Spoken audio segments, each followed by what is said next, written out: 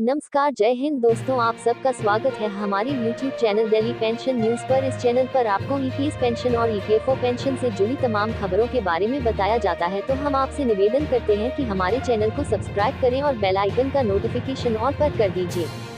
As 95 pension scheme में minimum pension बढ़कर होगी 7,500 रुपए। एज 95 पेंशन स्कीम में मिनिमम पेंशन बढ़कर होगी 7,500 रुपए। निजी क्षेत्र के बैंकों में काम करने वाले कर्मचारी अपने मूल वेतन का 12% प्रोविडेंट फंड में योगदान करते हैं। प्रोविडेंट फंड पीएफ को कर्मचारी भविष्य निधि संगठन ईपीएफओ द्वारा विनियमित किया जाता है।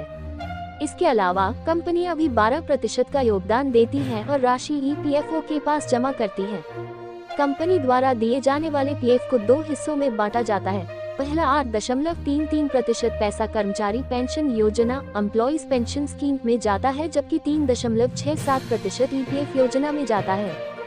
एज 95 पेंशन स्कीम में मिनिमम पेंशन वर्ष 2014 से केंद्र सरकार ने कर्मचारी पेंशन योजना एम्प्लॉइज पेंशन स्कीम के तहत हर महीने 1,000 रुपए की न्यूनतम पेंशन तय की है।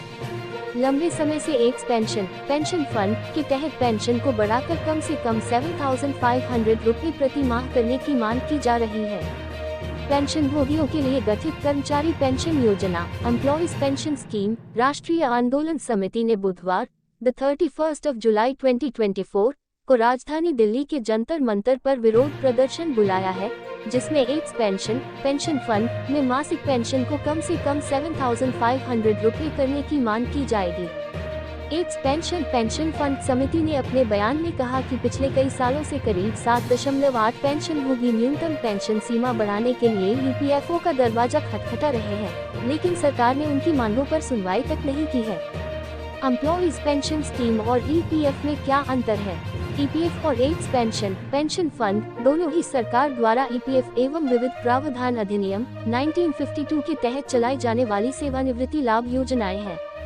ईपीएफ के तहत कर्मचारी और कंपनी दोनों ही योगदान करते हैं, वहीं ईपीएस में कर्मचारी के योगदान के बिना ही पेंशन मिलती है।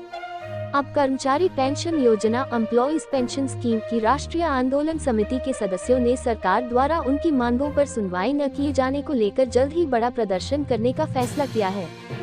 एम्प्लॉइज पेंशन स्कीम समिति की मांग।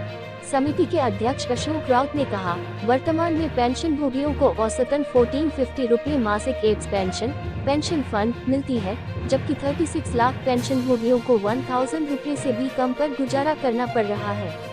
अब हम उन राजनीतिक दलों का समर्थन करेंगे जो हमारी समस्या का समाधान करेंगे।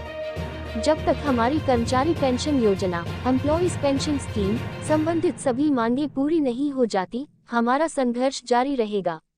Single quote.